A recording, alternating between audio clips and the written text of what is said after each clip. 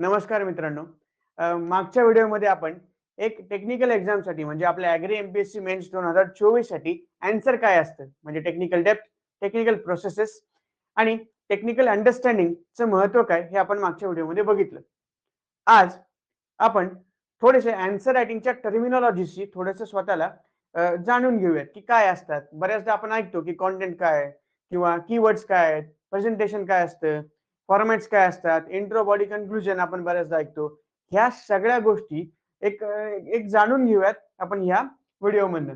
मित्रांनो, बऱ्याचदा आपण ऐकतो, की आन्सर रायटिंगचे काही फॉर्मॅट्स आहेत, जसं की इंट्रो आणि बॉडी आणि कन्क्लुजन, बरोबर?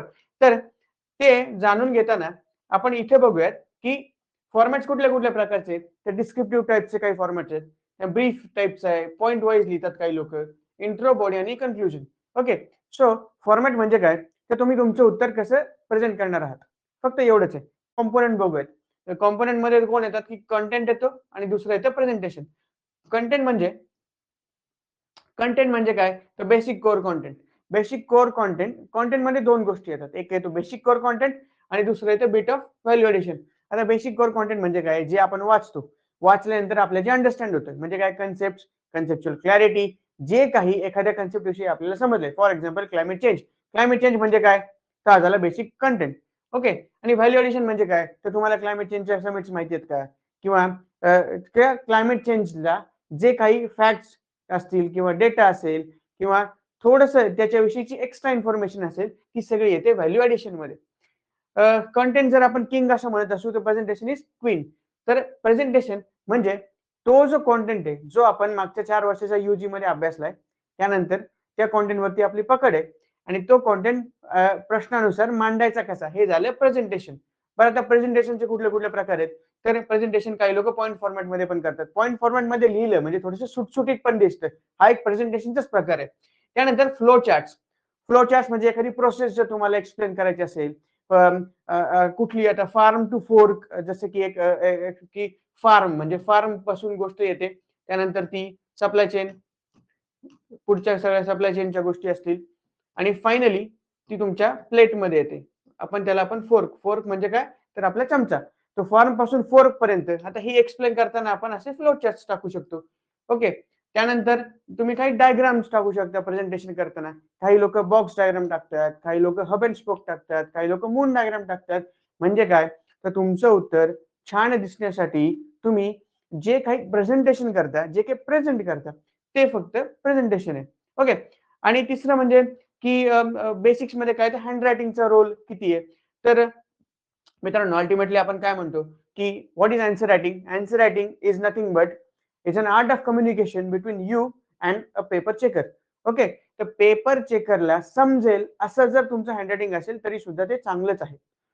आपल्याला जास्तीत जास्त फोकस करायचा आहे कंटेंटवरती. कंटेंट म्हणजे यूजीचा कंटेंट. कंटेंट म्हणजे technical depth, technical accuracy, technical processes, technical systems ह्यांच्यावरती आपल्याला जास्तीत जास्त फोकस करायचा आहे. सो हँडरायटिंग एक खूप नगण्य तिचा रोल आहे खरं तर. जर समोरच्या माणसाला तुम्ही काय म्हणताय हे समजत असेल आणि ते जर तुम्ही छान पद्धतीने म्हणजे छान प्रेझेंटेशनमध्ये मांडलं असेल आणि सगळ्यात महत्त्वाचं, जर तुम्ही प्रश्नाची डिमांड ही मीट केलेली असेल, तर तर तुमचं उत्तर हे चांगलं समजलं जातं. त्यामुळे हँडरायटिंगचं फार टेन्शन घेऊ नका आणि हँडरायटिंगचा तेवढा मोठा रोल नाहीये. ओके. बरं, आता आपल्याला क्वेश्चन्स कसे-कसे असू शकतात? यासाठी आपण काय केलंय, की टाइप्स ऑफ क्वेश्चन्स आम्ही घेऊन आलोय. व्हॉट काइंड ऑफ क्वेश्चन्स येऊ शकतात? थोडंसं एनालिसिस आहे बरं का हे क्वेश्चनचं. म्हणजे मागच्या यूजीच्या आणि यूपीएससीच्या पीवायक्यूचं एनालिसिस करताना आपल्याला असं जाणवतं, की आयोग हे 3 प्रकारचे क्वेश्चन विचारतात. एक तर विचारतो व्हॉट काइंड ऑफ क्वेश्चन्स, त्यानंतर विचारतो तो why kind of questions. Okay. आणि तिसरं म्हणजे how kind of questions. What kind of questions म्हणजे काय, की सिंपल आणि स्ट्रेट फॉरवर्ड क्वेश्चन, सरळ-सरळ. What is greenhouse effect? हा क्वेश्चन्स 8 ते 10 मार्काला पण आलेला आहे. आणि हा यूजी मध्ये पण आलाय, हा यूपीएससी मध्ये सुद्धा आलाय, यूपीएससीच्या ऍग्री ऑप्शनल मध्ये सुद्धा आलाय. सो सिंपल साधा क्वेश्चन आहे.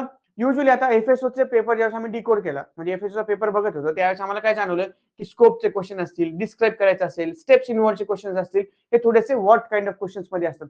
बरं, याची उत्तरं कुठे मिळतील? याची उत्तरं डायरेक्ट आपल्या नोट्स मध्ये मिळतील. सरळ सरळ यासारख्या प्रश्नांची उत्तरं आपल्याला डायरेक्ट आपल्या नोट्स मध्ये मिळतील. ओके.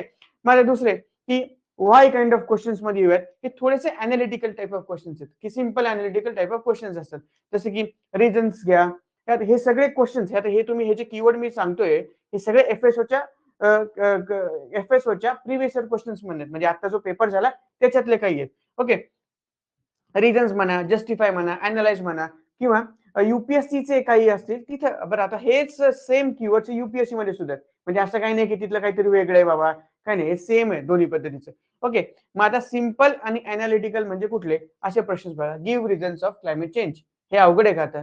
हे आपण मागच्या 4 वर्षाला हेच तर वाचतोय. किंवा impact of climate change on Indian agriculture. आता सो ह्या टाईपच्या क्वेश्चन्सला आपण थोडंसं व्हाय टाईप ऑफ क्वेश्चन म्हणूयात, की ज्यांच्यामध्ये थोडासा अभ्यास करायची गरज असते आणि थोडंसं काय म्हणतात त्याला, वैविध्य आणायचं उत्तरामध्ये. ओके, थोडेसे वेगळे पैलू असू शकतात थोडक्यात. आणि तिसरं म्हणजे हाऊ, सोल्युशन ओरिएंटेड क्वेश्चन्स, की ह्या गोष्टींचे सोल्युशन्स रिक्वायर्ड आहेत. जसं की क्वेश्चन्स काय होऊ शकतो, how to mitigate the problems of climate change. Climate चेंजमुळे होणारे प्रॉब्लेम्समुळे कुठले कुठले मिटिगेशनचे सोल्युशन्स दिलेले आहेत. थोडक्यात काय, तर आपल्याला क्लायमेट चेंज ह्याच टॉपिकवरती या वेगवेगळ्या पद्धतीने प्रश्न विचारले जाऊ शकतात. मग जर तुमचा क्लायमेट चेंजचा टॉपिक हा कन्सेप्च्युअली क्लिअर असेल, तुम्हाला from start to end climate change विषयी प्रत्येक गोष्टीमध्ये इन डेप्थ अनालिसिस झाले असेल, तर तुम्ही सहज या तिन्ही प्रश्नांची उत्तरं देऊ शकतात. हे अवघड वाटतंय का? नक्कीच नाही. यालाच आपण आता हे जे क्वेश्चन्स आहेत, how impact of climate change on Indian agriculture आणि how to mitigate the problems of climate change, हेच युपीएससीच्या ऍग्री ऑप्शन मध्ये पण विचारले जातात. हेच प्रश्न युपीएससीच्या जीएस3 म्हणजे जनरल पेपर मध्ये पण विचारले जातात आणि हेच प्रश्न तुम्हाला विचारले जाणार. दोन्ही एक्झाम मध्ये असं खूप काय म्हणजे एक ऑफकोर्स टेक्निकल डिमांड उत्तर लिहायची आहे, पण क्वेश्चनचा टाईप हा दोन्हीकडे सेमच आहे.